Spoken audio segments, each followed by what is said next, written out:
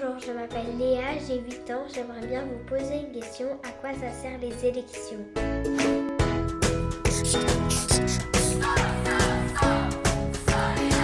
Peut-être les télémiséraphies en Belgique, mais on ne sait pas. This is all wrong.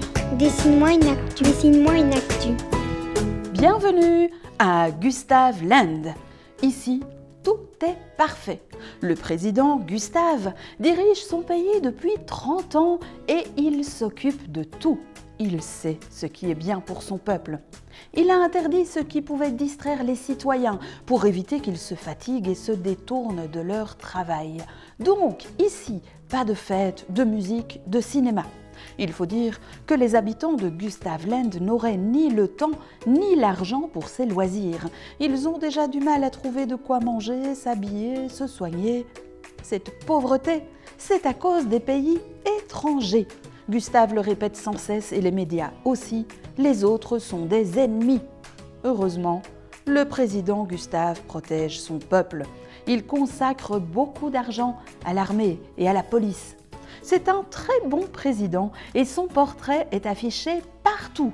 À l'école, les enfants apprennent tout sur sa vie. Parfois, un mauvais citoyen essaye de semer le désordre. Il critique, conteste, montre ce qui ne va pas. Il parle de droits humains, de liberté, de syndicats ou de partis politiques.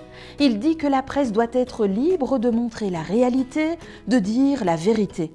Mais ça ne dure pas, car la police secrète fait pression sur lui ou l'arrête. On le fait taire ou disparaître, et tout rentre dans l'ordre.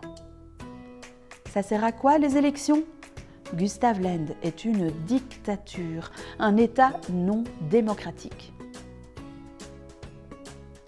Dans une démocratie, le peuple a la liberté de choisir celles et ceux qui vont gouverner, diriger. Et régulièrement, il peut décider de confier le pouvoir à quelqu'un d'autre. Pour faire ce choix, des élections sont organisées à des fréquences régulières, tous les 4, 5, 6 ans.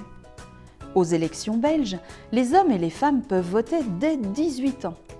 Chacune et chacun a une voix, un vote. Tous les citoyens sont donc égaux. Le vote est secret pour éviter les pressions et les tricheries.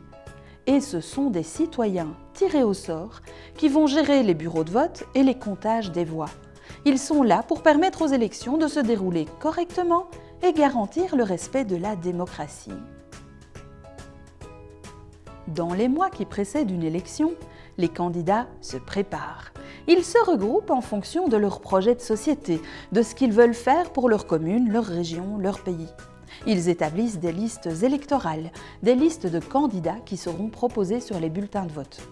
Parfois, ils forment ou font partie d'un parti politique, un groupe de personnes qui ont des idées assez semblables sur la manière de gouverner. Et leur parti prépare lui aussi des listes électorales. Les candidats vont ensuite tenter de faire connaître leurs idées et de convaincre les électeurs de voter pour eux.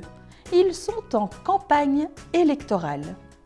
Pendant cette campagne, certains cherchent à discréditer les autres, à les critiquer ou à les montrer sous un mauvais jour. Ceux qui étaient au pouvoir soulignent ce qu'ils ont réalisé, tentent de démontrer qu'ils ont bien travaillé. Et tous essayent de faire connaître leur programme.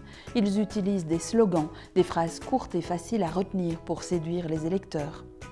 Enfin, le soir des élections, on saura qui a eu le plus de voix. Il s'agira alors pour tous les élus d'exercer leur mandat, leur fonction politique, jusqu'aux élections suivantes. Ils seront au pouvoir pendant une législature, ou plus longtemps s'ils sont réélus.